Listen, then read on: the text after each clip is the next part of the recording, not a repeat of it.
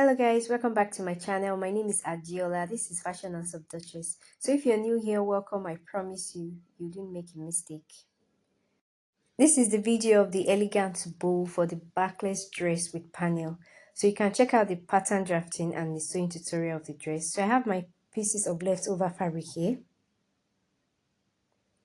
So looking at the picture, you can see it has two layers. So the bow is very large and long, but I have limited fabric left. So you can use 19, 20 and more inches for the length of your bow. The minimum should be 19 inches because it got below the dress length. For the width, I have 21 inches here, but you can take 29 to 30 inches if you have enough fabric. But make sure your pattern or fabric is on fold while doing this. I have 12.5 inches on fold, so since I'm working with length 15 inches because that is what I have left. So you can divide it by 3 or just mark a point or come down a little bit further. So I have 15 inches. So if I divide it by 3, I'll have 5 inches each. But I want mine to come down a bit, so I'll extend it to 6 inches here and take it round and connect with my ruler. I'll chalk my 6 inches out clearly. So now that I'm done with that, so the next thing is my bow. So my bow has two layers. So to get the bigger and the first layer, I'll divide my 12.5 inches by 2. So that will give me 6.25 inches. So I don't want my two layers so close to each other. I want them apart. If you observe the thumbnail, they are not close to each other. So I'm going to extend it a little bit out. So I have 6.25 here, but I'll take 8 inches instead. Then I'll connect it to the length here. But before that, let me cut out my 15 inches length.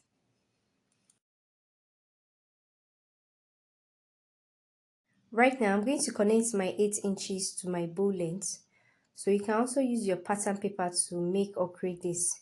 Then to create my curve for my bow, I'm going to need something curvy for that. Then make sure you use something curvy. So it could be an hammer curve.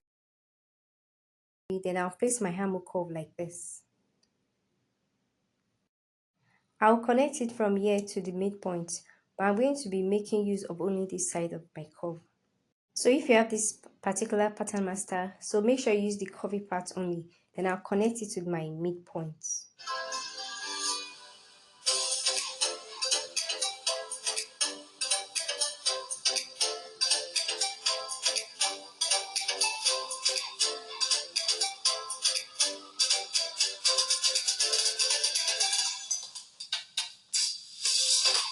Now that I have the first one, I'll chalk out the smaller bow.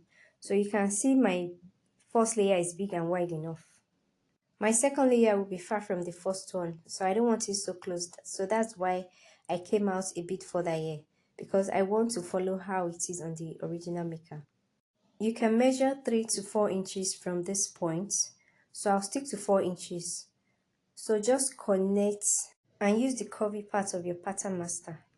So this is exactly how I want it.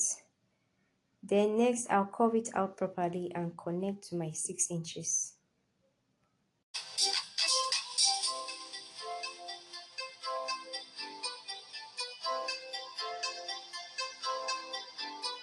So now it's time to cut. So here it is. So watch closely how I do that. I'll go ahead and cut this side first.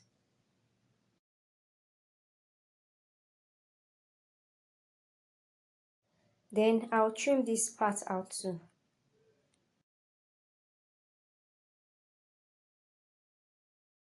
I'll cut the bigger layer first, holding the two parts together.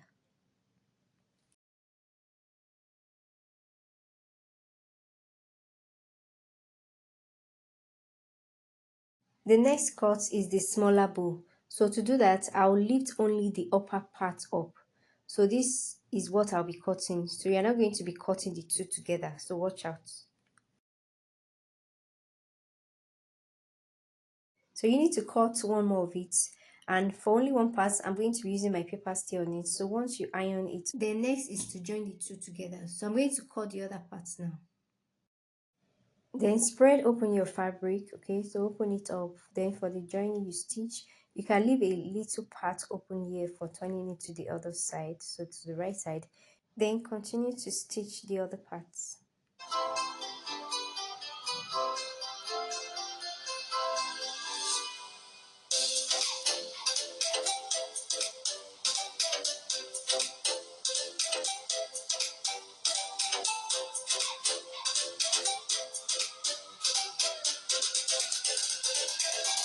Iron your paper stay one of the pieces and on the wrong side.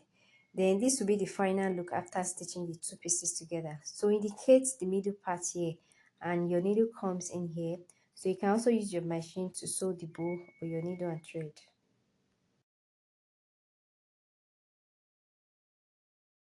I pin the first and second pieces right side facing each other. Then I'll start sewing.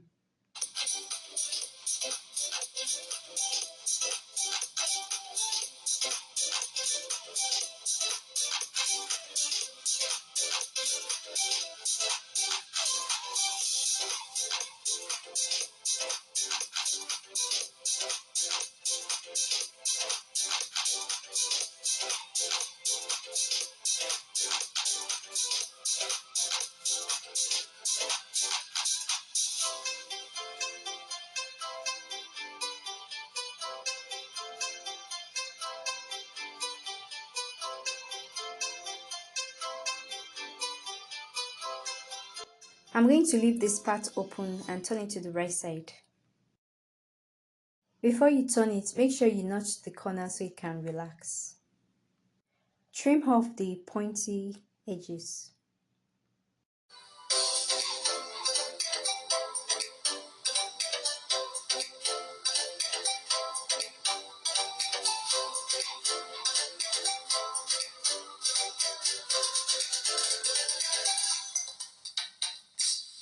I'll go ahead and close this up, but before that, open the edges properly with something sharp, then I'll go ahead and iron it.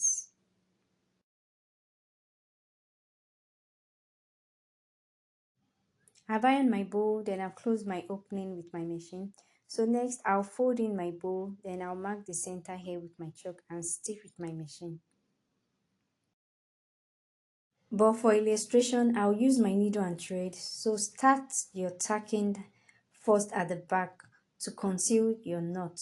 So once that is done, you can begin to insert in the fabric. So there are two ways to do this. Either you do it this way or you take your time to insert and bring it out. So you can also use your invisible thread for this.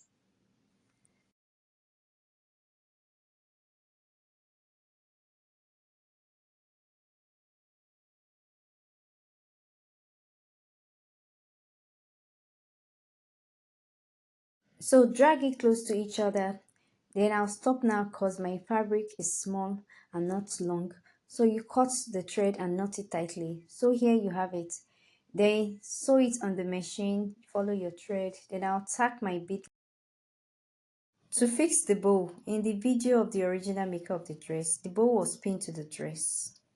I will properly follow how the beads were fixed and I'll start with the smaller layer to the bigger ones. You can make use of these brooches, so you can use an unused or broken one or a new one to clip it to your dress. If not, I have some cute pins here, so I'll use a color close to my bow. I have the cream color of the safety pin here, so I got these beautiful pins online. So open it up, clip it to your bow and hang it on your dress. So I suggest you get the bigger pins if you want a bigger bow. And so now my bow is ready to wear.